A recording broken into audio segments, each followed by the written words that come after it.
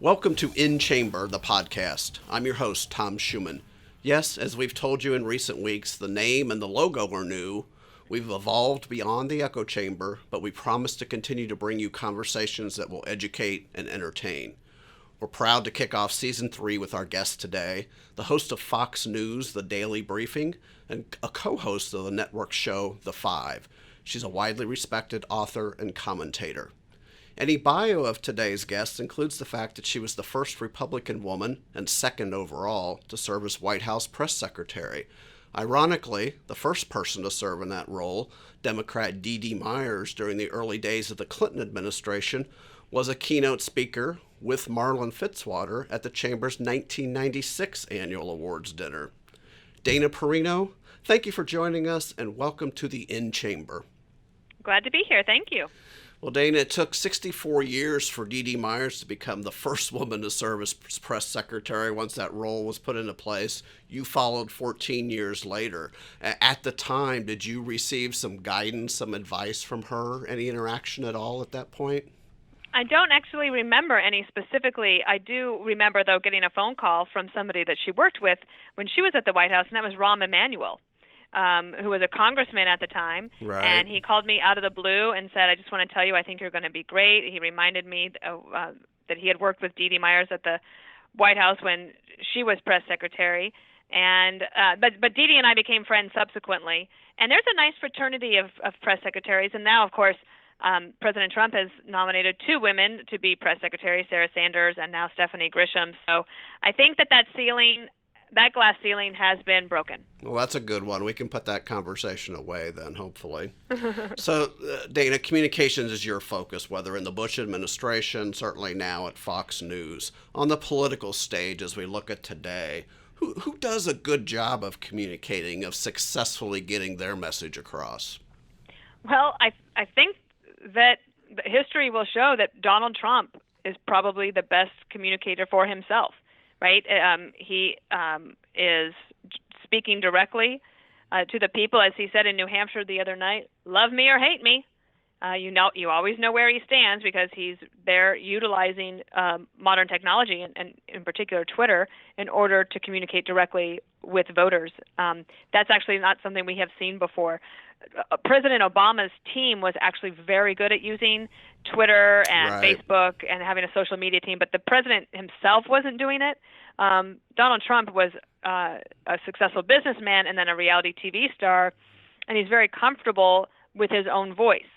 And while it makes some other people uncomfortable, and even voters that support him wish that he would tweet less sometimes, I do think that right now you'd have to say politically who's the best communicator, it has to be him.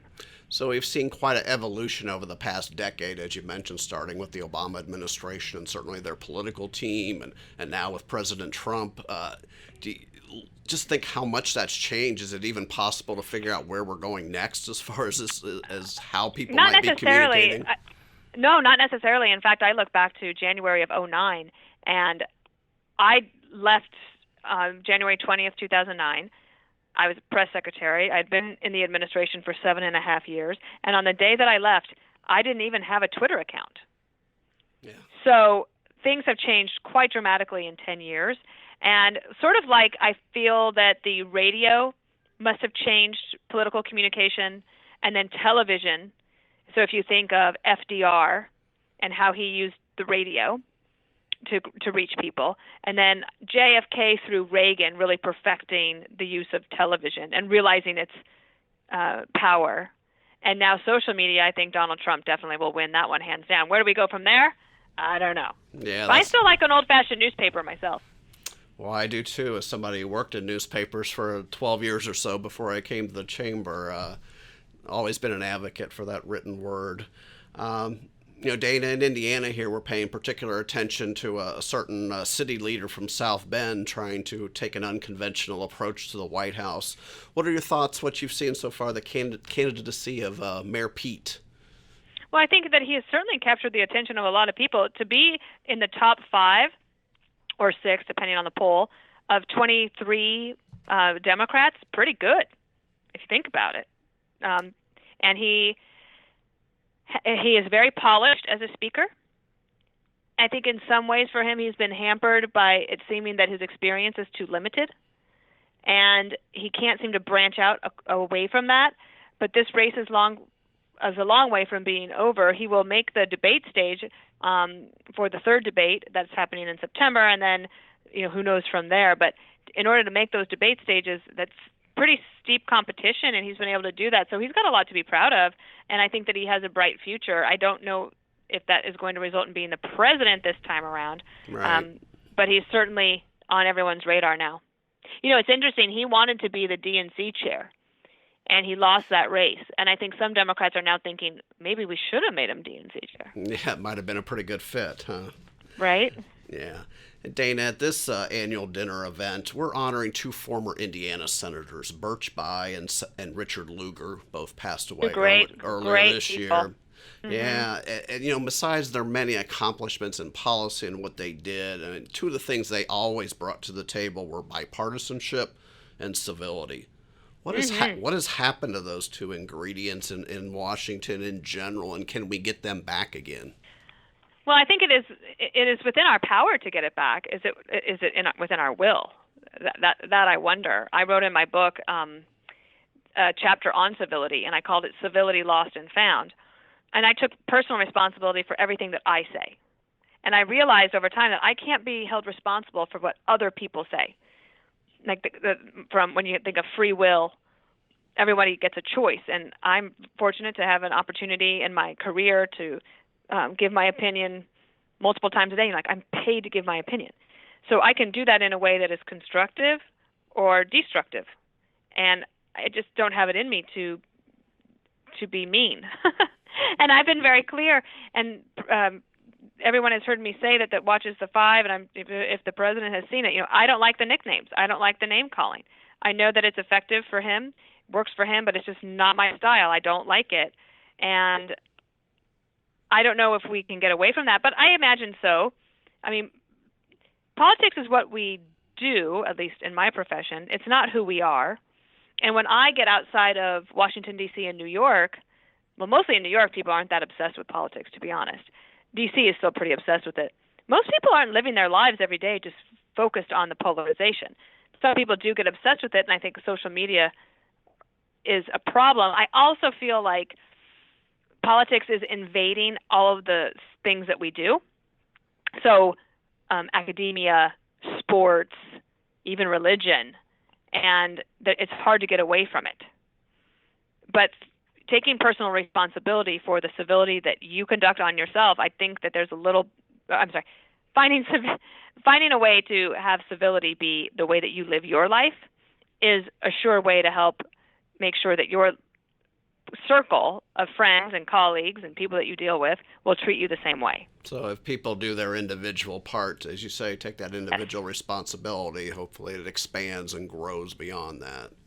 Yeah. Absolutely. So, Dana, you and Donna Brazil will be keynoting the Chamber's annual dinner this November. You make appearances together. You've done this before. When you do come together, in addition to sharing your insights on key topics, are you also sending a message about civility, about how you can potentially disagree with the person next to you, but doing it with a level of respect?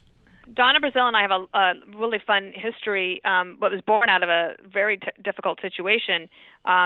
When Hurricane Katrina hit New Orleans, there was complaints from some that President Bush wasn't doing enough to take care of the people there. Donna Brazil rejected that from the left, and she said, I'm going to work with George W. Bush, and I'm going to help rebuild New Orleans. So that's how she and I first met and started becoming friends. And after I left the White House, we did appearances together, and we just have a lot of fun. I think that the people that come to the dinner are, well, one, she's hilarious. I'm pretty funny, but I'm her straight person compared to her. She's hilarious, and I kind of follow her lead. We have never had sharp words with each other. We think a lot of life. We have such respect for each other, and we laugh a lot, and we have joy about life that we've had this opportunity to be given. So we get along so well, and I think that people that have a chance to see us together are sometimes, like, we hear that it gives them hope that there is an opportunity for us to return to a less polarized political discourse.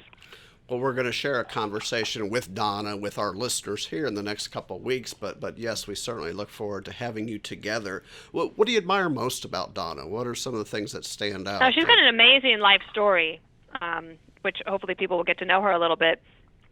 She got involved in politics early on. I think she worked on getting a playground in her neighborhood when she was 9 years old. Absolutely. I believe she's one of 9 children. She doesn't talk about it, but she basically has helped make sure that her entire family is educated with good schools and opportunity, and they have to call Auntie Donna so that they can tell her what the report card says and get that payment made for the next bit of tuition. She does a lot of charity work that she doesn't really talk about, and I've always admired that. She can also fit into almost any group. Also, I'll tell you this. That 2000 loss when the Supreme Court ruled that George W. Bush was the president, imagine how bitter she could have been after that, and she was not. She really decided to move on. She then worked with President Bush after Hurricane Katrina, and New Orleans has such great results to show from that. It's been really wonderful to learn from her and to observe from her, and I'm honored to call her a friend. Also, she loves my dog, Jasper. Well, that's a big advantage also. Yeah, absolutely. Let's talk a little bit about some policy issues that I know that are important to you. Amazingly, it's been about a decade regarding Obamacare, whether it's the debate, the enactment, the court challenges, and more. It's still the issue's still in the spotlight. What can and should be the federal role, you believe, regarding health care? Well, I'm a purist on this when it comes to the market. I think that it would be wonderful and imagine an actual unfettered free market for healthcare. I think competition would drive prices down. I do believe that the government will always have a role to make sure that those who can't afford it can get the care that they need. And I think that we do that as a country. But the way that the system is now, there is no competition, which means that there's no incentive to reduce prices. And hospitals are charging ridiculous things like $75 for a mask that people have to use in their hotel rooms. And that's preposterous. There's a new lawsuit that just is, a set of lawsuits in Missouri where you have very poor people who have been basically had it taken to court by the hospitals to pay for things that are just absurd. And I would love to see the free market have a chance to do some really good here. One of the things that's happened to Obamacare is that while it has faded from the headlines, it has become a little bit more popular, but it has also become basically a system that only is providing health care to those who are subsidized. So the more the government gets entrenched here, the less there will be incentives to reduce costs. I also lived in Britain for a year and more with my husband, and I saw what a national health service can look like. There will never be enough money. There will always be longer waiting times. There will always be more taxes that are needed in order to take care of that system. And you don't get the best people wanting to be doctors and surgeons. Now, people who live in Britain, they are very prideful of their national health service. But if you pick up any newspaper on any day in the UK, you will read stories of horrendous situations of people not getting the care that they deserve or need in the UK.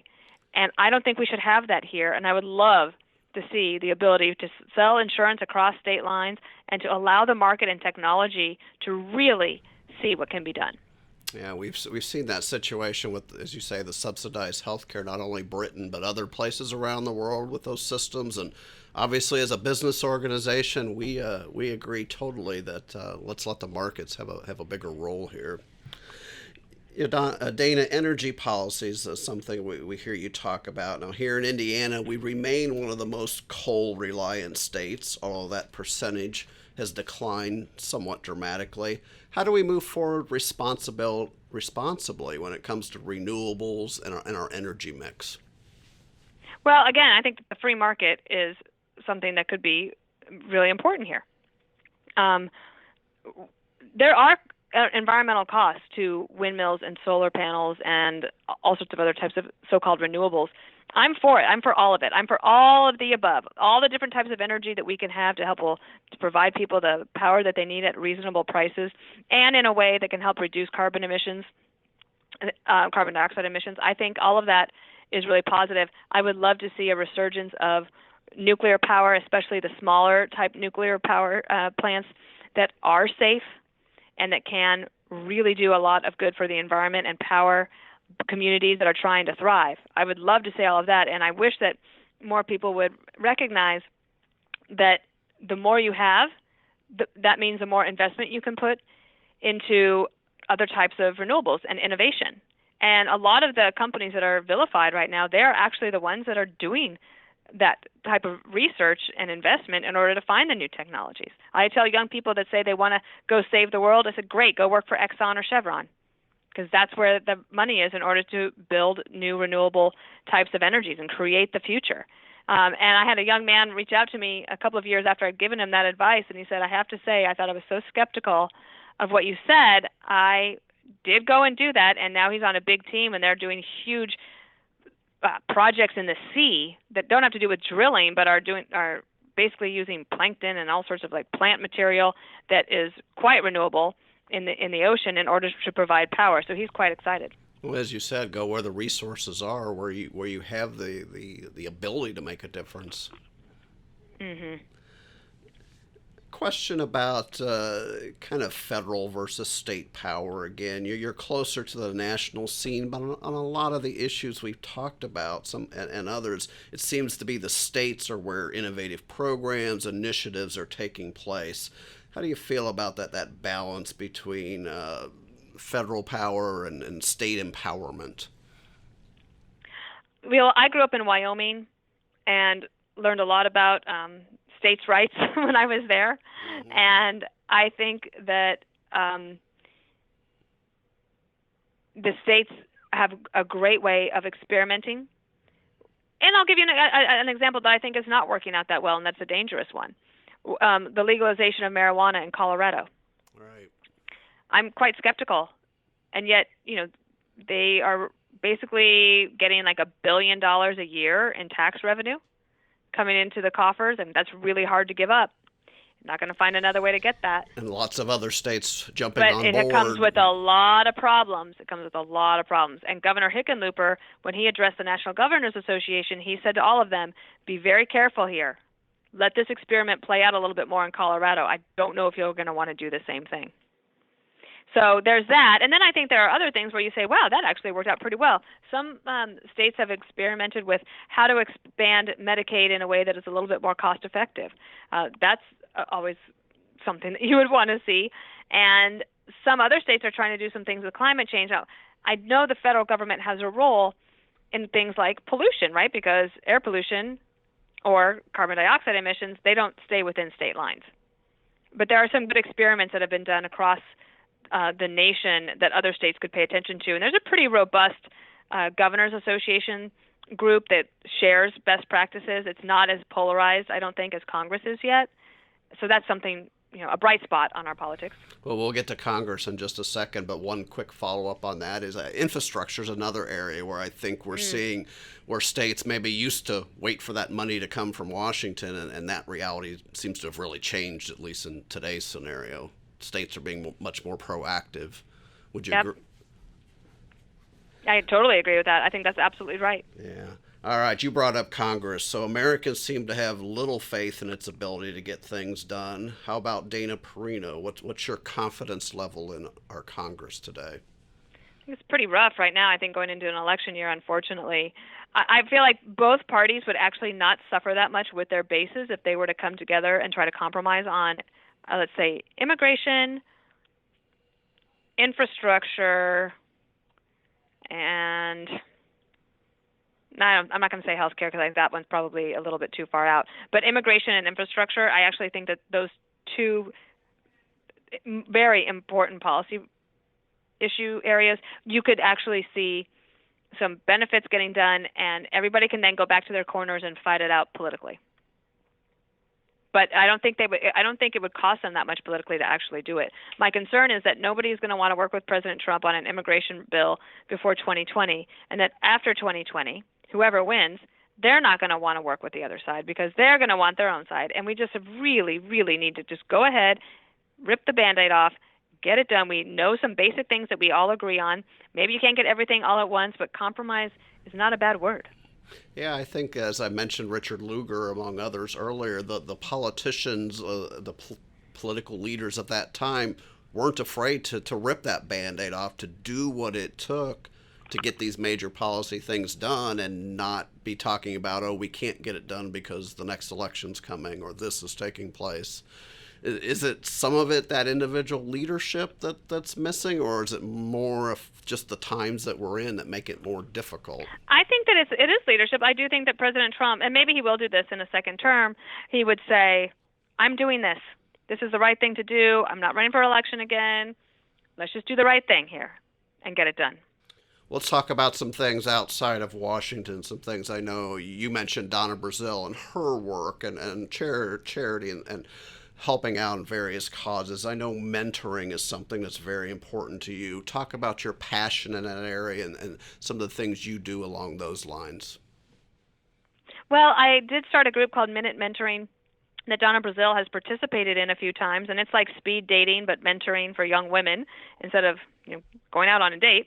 And that is really rewarding to me because I've been given the opportunity to do a lot in my career, and I find it so exciting to pass on advice that I have to younger women who are just so hungry for advice. They are ambitious and they want to be told exactly what they should do. And basically what I say is, I can't tell you exactly what you should do, but here are some things you should do in order to set yourself in the right direction. So that's super rewarding. I also work with a group called Companions for Heroes, and that is an organization that connects rescue dogs that have been somewhat trained, to help veterans and first responders that have post-traumatic stress. Mm-hmm. And that has been just wonderful because you can see it. That actually does help save lives and make quality of life improvements for these people.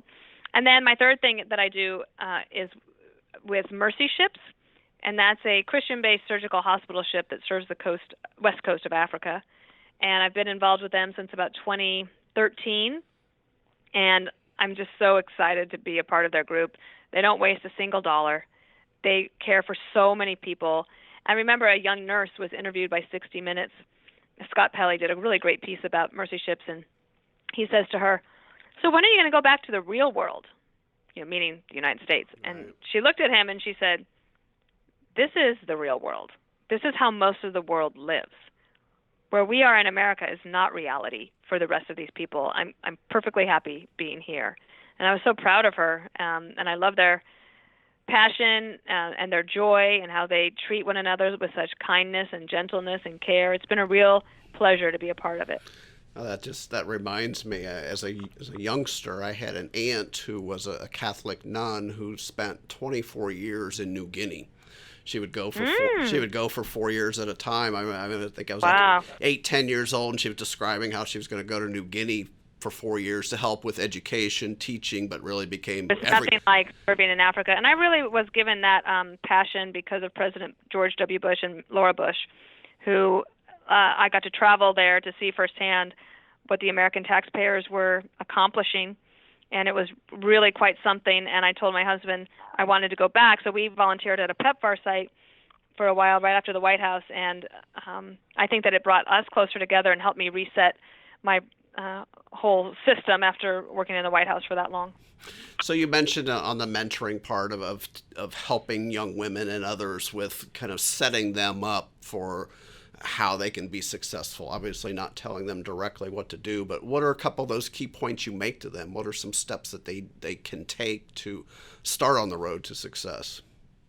Well, one thing that I always do is to say it's really important to set yourself apart by being the most read person in the room. And I've done that my whole entire career, and it does give you a competitive edge. And that might mean not watching every episode of The Bachelor, and spending some time on a podcast and learning and reading as much as you can. I think that's really important.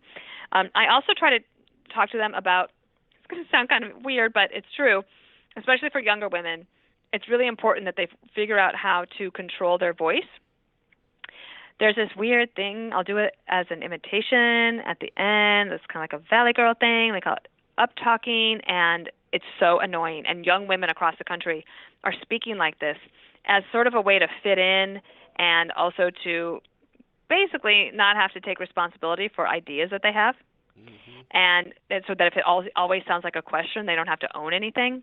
And I tell them, and I tell managers that manage young women like this, you have a responsibility to try to fix this, because you will never get it promoted if you talk that way. You are never going to be in front of the clients. You are going to hold yourself back, and it's actually a very simple fix. Many young women don't even have any idea that they're doing it, and a gentle nudge from a responsible manager can make a huge difference in their life. Excellent. Last couple things as we wrap up. As I mentioned, you're coming to Indiana November 7th. What about previous experiences in Indiana, or what do you think of when you think of the Hoosier State? Well, I got to go to the Garth Brooks concert at Notre Dame University. Excellent. It was so fun. That was about a year ago. A little bit of rain that night, but still pretty good. Not rain, it also snowed and it sleeted. So, I mean, honestly, the weather could have been better. I also went back to Indiana in the 2018 midterms with the Daily Briefing, and I have a very good friend there named Abdul Shabazz, who I went to graduate school with in Illinois. He and I... Do you know Abdul? Absolutely. He's a good friend of the chamber. We do a lot of work with him. Everyone knows Abdul. Literally, Yes. Everyone knows Abdul. So he and I have been really good friends since 1995 when we graduated from graduate school. And I loved being there in Indianapolis for that event. And I'm looking forward to coming back with Donna, because I think that the way that you have set it up as a discussion where you can show that civility and unity can still exist is really important. I think it will inspire people in their own lives. All right. Last question. One that, again, that you do this on a regular basis. I think we've already learned through mentoring, through working with others, but we're going to ask all of our guests this season, what does success mean to you? I know that's a Well, I feel like I live with a huge amount of humility and gratitude, because every day I wake up and I feel like I know less than the day before. Like, there's so much to learn, and I'm